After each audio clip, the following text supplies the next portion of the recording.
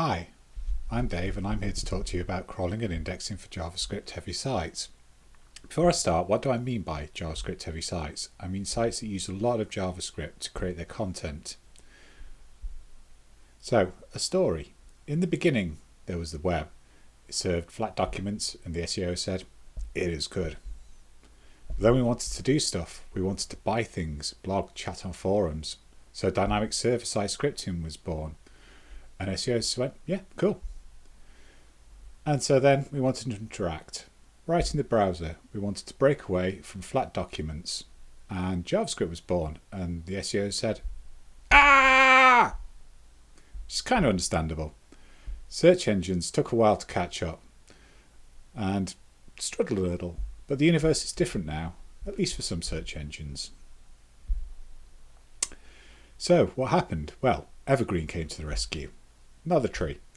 But Google used to render with an old browser, and in May 19 it got a big upgrade, and now it runs with up-to-date Chromium. Chromium is the open source project that's behind Chrome browser. And basically when your Chrome updates, and often Google bots, it's only a couple of weeks behind.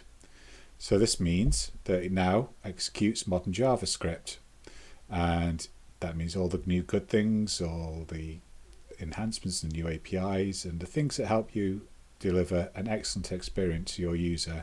Googlebot can understand a lot of this too now. It also means no more testing against Chrome 41, which was ancient and infuriating in a modern age. But Google is not the only search engine. What about Bing? Well, guess what? They've done it too. In October 19, they went evergreen too.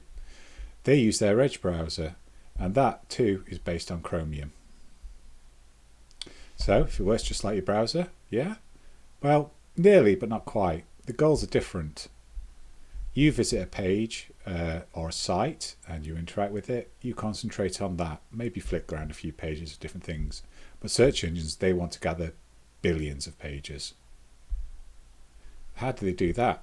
Well, they do that by accessing the web differently to how we do. And they only fetch what they think they need and somewhat at their own leisure. Basically, this is the frame, this is the flow of how things end up in the index.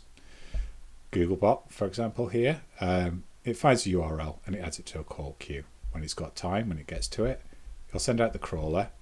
That will fetch the initial HTML, which will then pass into processing. This goes into the render queue, and then it goes into the actual renderer. Google termed this as the Web Rendering Service, or WRS. At that point, it will be seen, well, I need to fetch JavaScript, I need to fetch CSS, and so on. So those two go back through that crawler and passed on to the renderer through this way. Unlike a browser where you open a page and it loads those in immediately, there may sometimes be a small delay while it gathers all these things together. Once it's got everything it needs, the page is rendered, or at least everything it thinks it can get or can get, the page is rendered, and that's passed back to processing, completed, the JavaScript executed.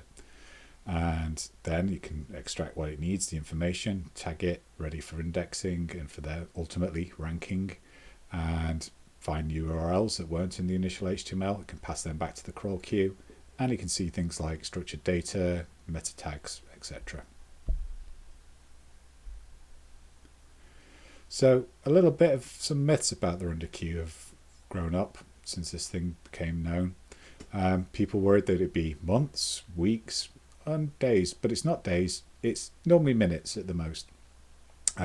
Martin Split here on Twitter has said that the queue isn't a big problem anymore.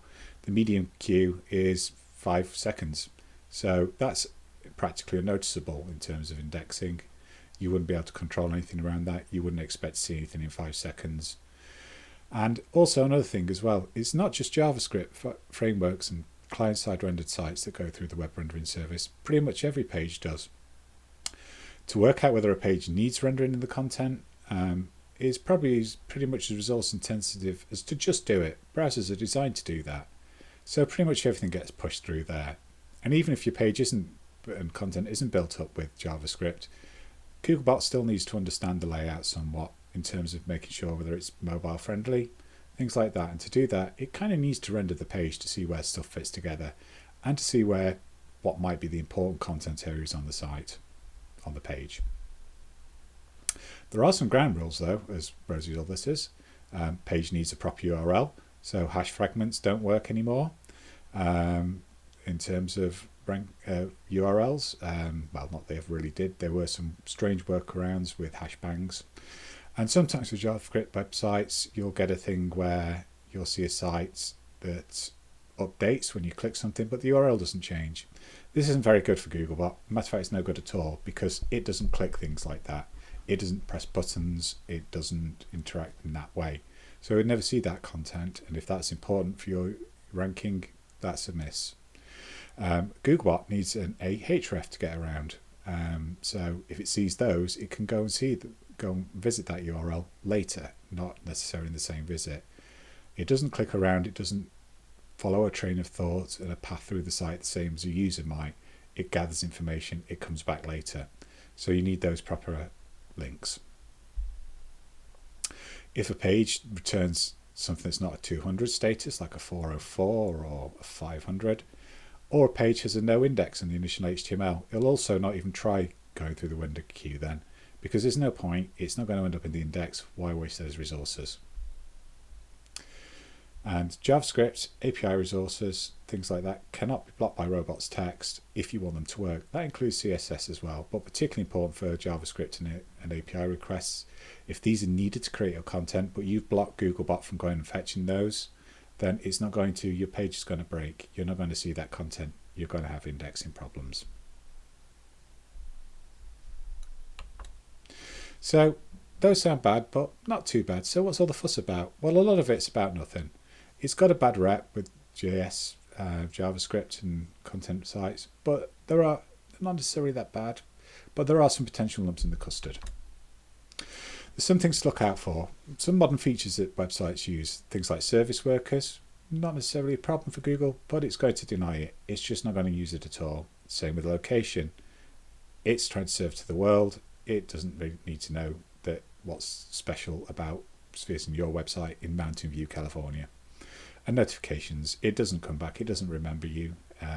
It's like that. It'll remember your URL. It'll come back, but it doesn't really want to know about when you update in that respect. It does reject these in a good way. It will tell your JavaScript that, hey, I don't support these, or no, I'm not accepting that service worker. No, I've refused the permissions.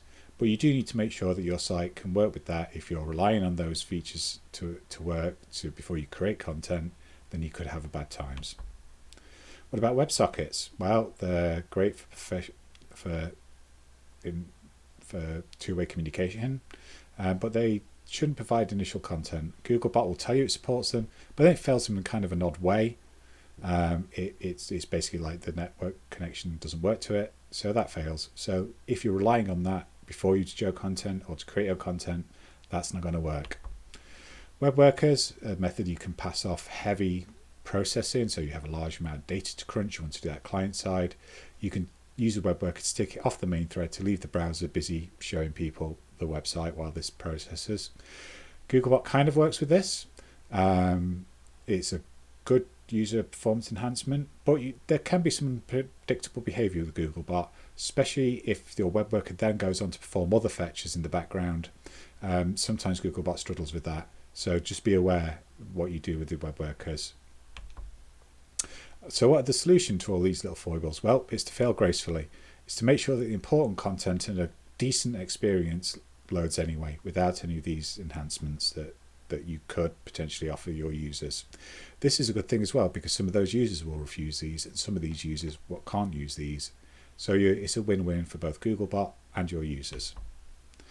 How do I test this? Well, you can use the mobile-friendly test, the rich results test, or the URL inspection test, but use the live one. We need to talk about caching though, because this is how Google does it in the real world. All those live tests bypass the cache, and sometimes you'll see things like other errors when you try and test a page live, because it doesn't want to wait for an hour or two, and it can't pull stuff out of the cache to give you your test. So that can sometimes be why you see these other errors. But Googlebot proper caches aggressively. It basically means that when it knows about URL, a resource, it'll get that and it'll hold on to it for as long as it can, more or less. And they probably won't listen to your cache control headers either. So cache control headers are something you can send out with your server saying, browser, please hold on to this for a month or a week or even a day, and then get a new one next time. It makes it all very fast. It means they're not repeatedly fetching your file. But because they don't listen to the cache control headers all the time, they might hold on to something longer and different to what you specified. It's what allows their scale, and it's a good thing for you because less fetched means more budget, more time to go and fetch the stuff, the good stuff from your site, the content. But you need to understand that and work with it. Images, CSS, JavaScript and API crawls can all be cached, and that can have implications to how a JavaScript heavy site is indexed and rendered. Some things it doesn't matter for, some things it truly does. JavaScript files. So these are probably the ones you're most interested in a JavaScript up.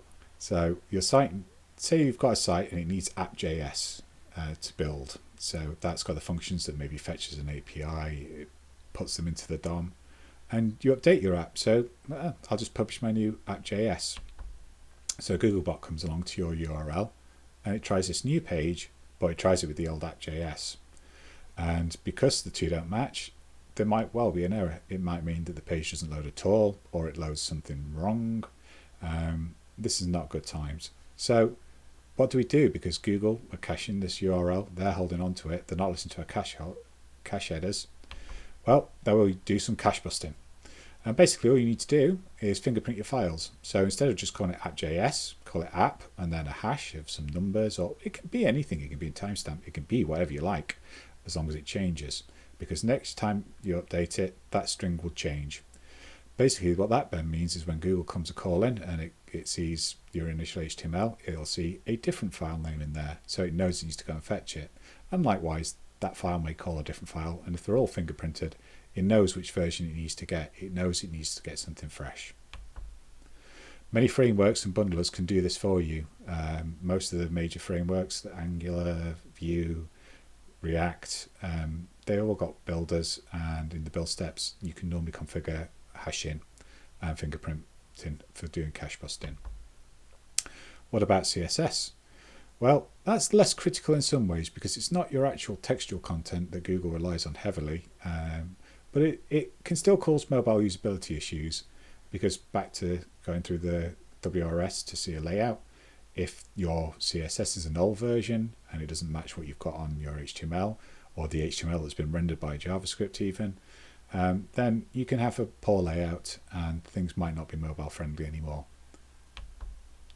Same cache busting solution, fingerprint the CSS like you would your JS. But what about your APIs? Well, if your content's loaded in by an API call, it's going off calling some RESTful solution or some GraphQL, or it's getting some information from a JSON file, you have a decision to make because it's important stuff. This could be the main content on your page, but it might not be because is freshness actually needed all the time?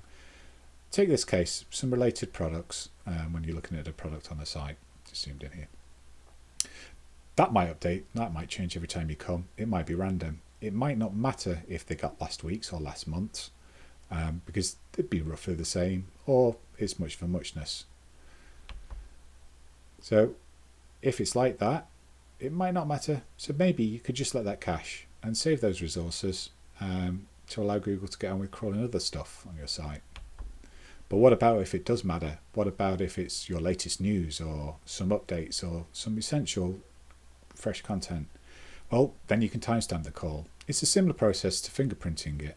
Basically, append something to the end of the URL perhaps with a timestamp that changes each time it loads, the page loads. Basically, that's a different URL then. Google knows it needs to go and fetch it fresh. Likewise, you can also use post requests instead of get requests when you're doing a fetch for information, because post requests do not get cached. So they'll always be fresh every time. So how do I test if this is all working after I've made my decision? I know this bit's fine, I can leave that be, but this bit's important. I need it to be fresh. Well, the live tools are made to bypass that cache, so that might mask a problem. So use the URL inspection tool, not the live test, and look at the rendered HTML. Unfortunately, it's a reactive process. You have to wait until it's been indexed before you can do this.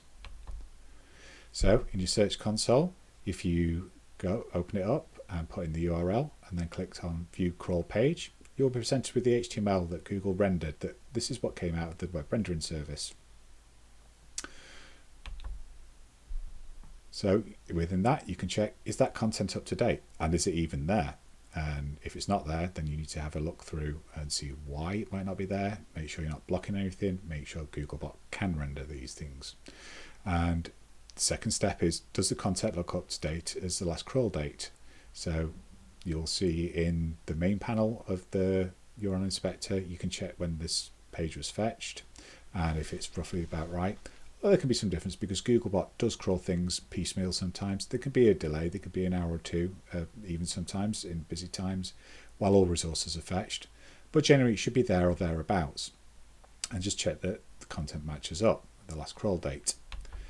And if you don't like looking at HTML, reading HTML, you can always copy the HTML out of Search Console, go to that URL in the browser that you tested, open DevTools and edit as HTML. As you see, Oliver H.G. Mason, he also explains this even better in a much less clumsy way in the link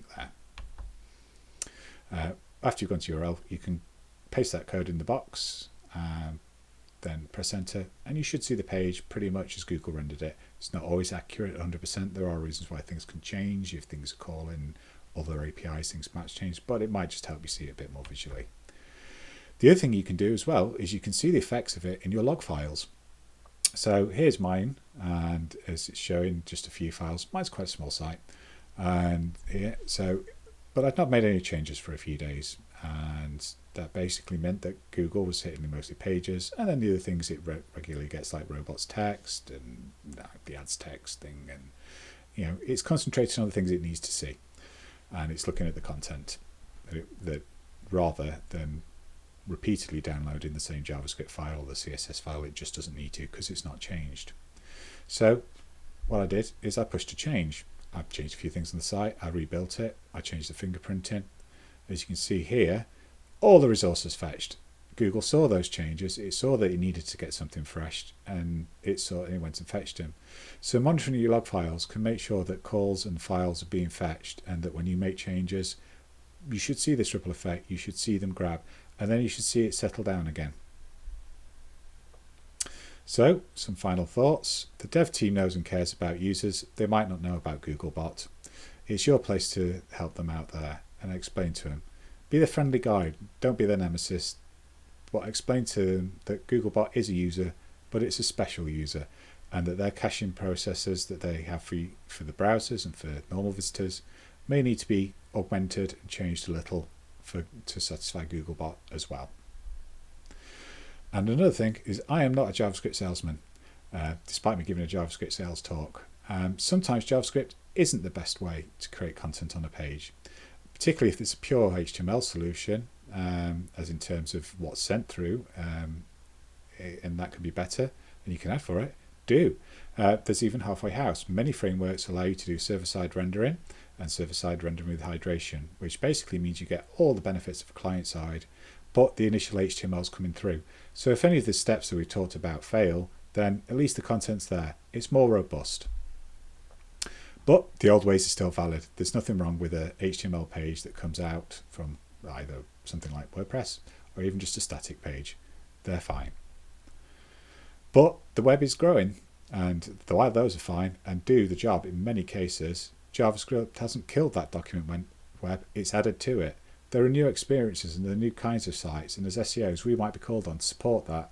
So being mindful of how Googlebot might see them, how it might interact with them, how it can cache and fetch these is important. So just a few resources. Google have got some great dev docs that you can find here. There's a little guide there for opening DevTools so you can understand how to get into that. The SEOS Mythbusters video on JavaScript is excellent, and Martin Splitt does JavaScript Hangouts quite regularly, where you can go and ask him directly about issues with JavaScript and search. And That's it from me. Bye bye. I've been Dave Smart. Sorry about that. You can reach me at Dave W Smart on Twitter, or you can find me at tamethebots.com. Ta-ta for now.